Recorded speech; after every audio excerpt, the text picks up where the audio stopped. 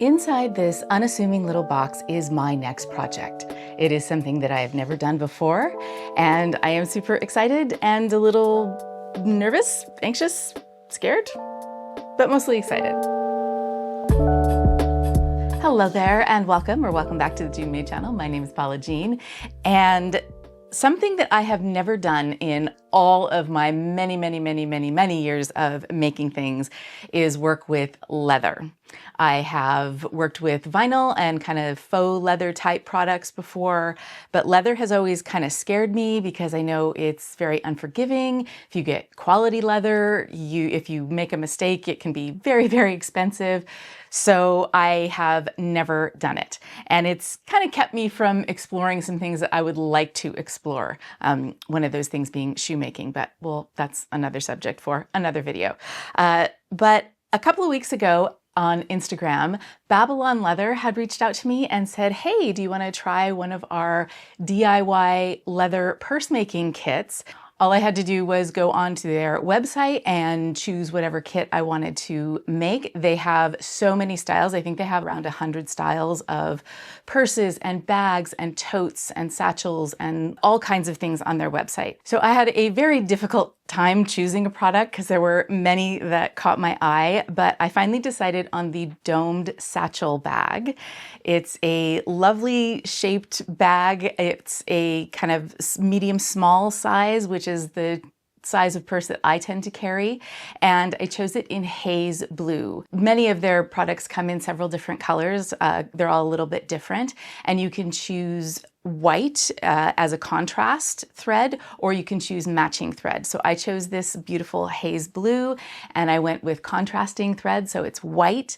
And one of the things that appealed to me is that all of these come with a full-length video tutorial.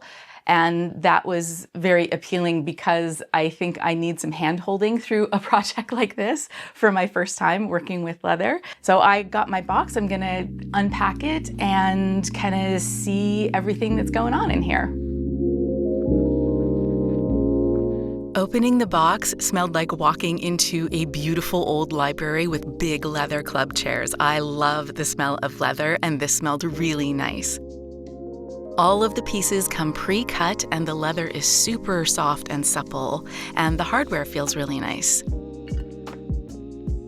Each piece is pre-drilled with holes for the stitching, and if you're a fan of super smooth zippers like I am, these will not disappoint. These are super nice and glidey.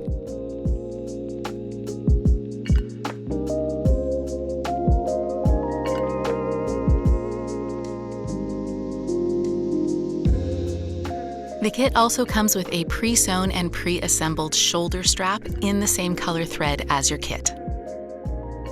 It also comes with thread snips and lots of needles, a little screwdriver for the hardware, and my style came with this little lock that does not need a key and has a protective coating on it.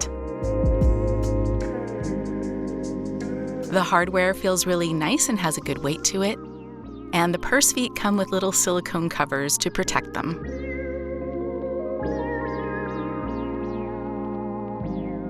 You also get a big spool of waxed thread and a little bulldog clip for holding pieces together. And that is the kit. It smells so good. So this is full grain, top grain leather. Like I said, super soft. I love how the edges are really nicely finished. I don't know if I mentioned it, but this is an entirely hand sewn project. So you don't need a sewing machine. You don't need to know how to use a sewing machine at all. It's all hand sewn.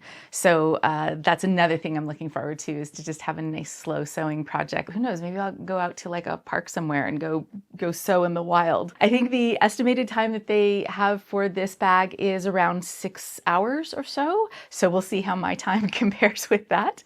And yeah, I'm gonna get started. Each step of the assembly starts with determining the length of thread. This is done by measuring out a multiple of the piece that you're sewing. In this case, it's 5 times. You then thread a needle at each end of the thread. This is done by feeding the thread through the eye of the needle and then piercing the thread a couple of inches down from the end, and this secures the needle at the end of the thread.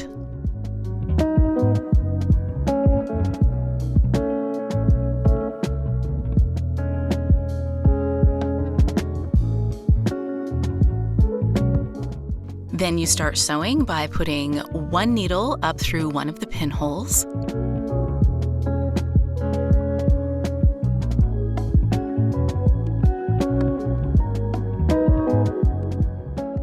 Passing the second needle through the second pinhole.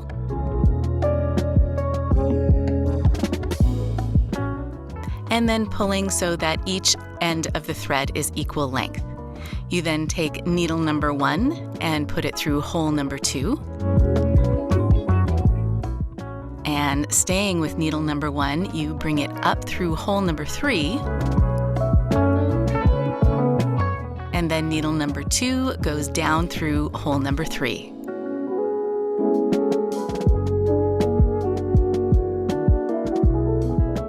Basically, each needle will pass through every hole going in opposite directions, and that's what gives you this beautiful running stitch on the front and the back.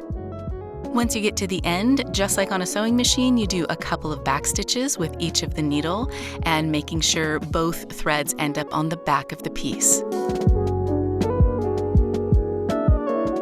You then snip the threads and use a lighter to melt the ends. Carefully.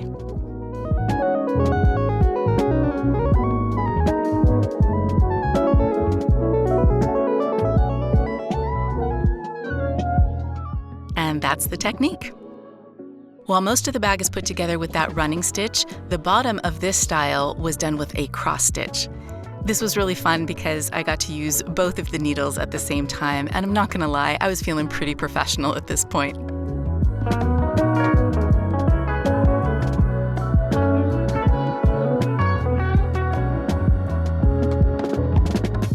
So I am about halfway through the tutorial and coming in at just under 3 hours.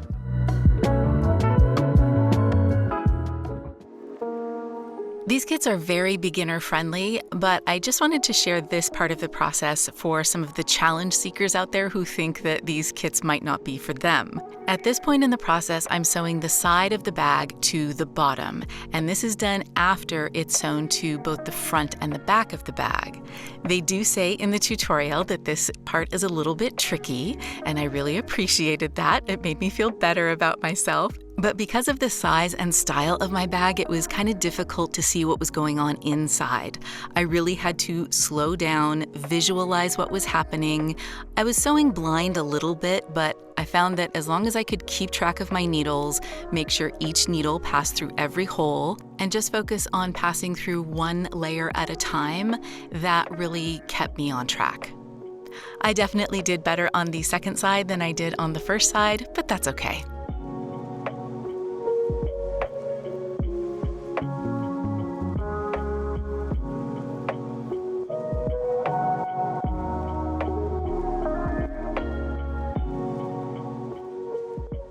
The last step on this style was sewing in the top zipper.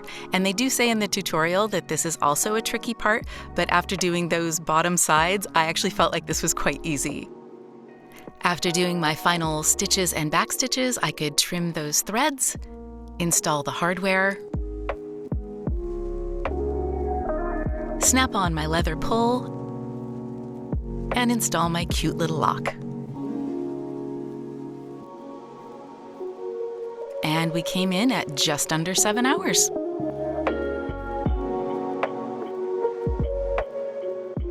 I am so impressed with how this project came together. This was my first time working with a kit like this, my first time working with leather.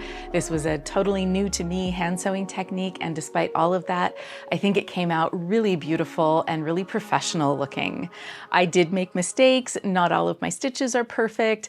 I stabbed myself a few times, and there were some swear words along the way, but is it really a sewing project if there isn't some swearing going on? I don't think so. But I really feel like I have an investment of my own labor in this lovely piece that I think I will wear for years to come, and that just feels really good. A few things that I learned along the way that I will take with me into my next kit.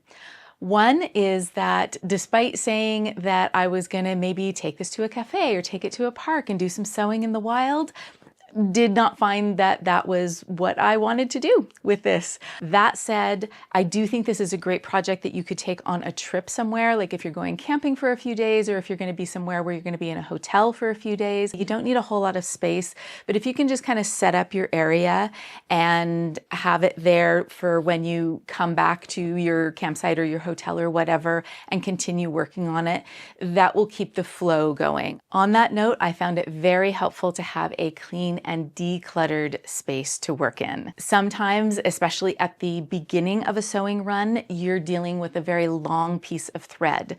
So as you're working with it, if you have any notions or a water glass or a coffee mug or something like that kind of nearby where your hands are working, it's really easy for that thread to sweep up those things, and it can be quite frustrating. Ask me how I learned that.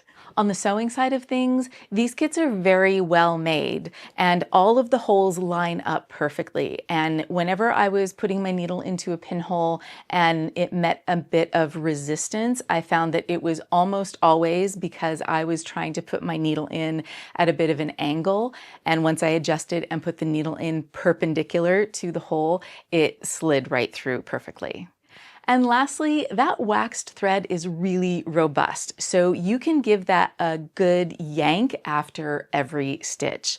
Once I got into my rhythm and was kind of over my nervousness about working with it, I found that really tugging on those stitches after every one helped my stitching look more consistent, and I think overall it made for a much better product in the end. I am so glad that I said yes to this project, so thank you to Babylon Leather for sending me this beautiful kit. It demystified so many of the things about leather that made me nervous, and I would definitely make one again. If this has piqued your interest, Babylon Leather has given me a discount code to share with you. If you use the code JUNEMADE10, you will get an additional 10% off of your order. So definitely check this out if you want one of these for yourself or maybe as an interesting gift to get somebody. Thank you so much for joining me on this hand-sewn purse-making endeavor. Please take great care of yourselves. I hope you're having a wonderful summer, and I will see you in the next one.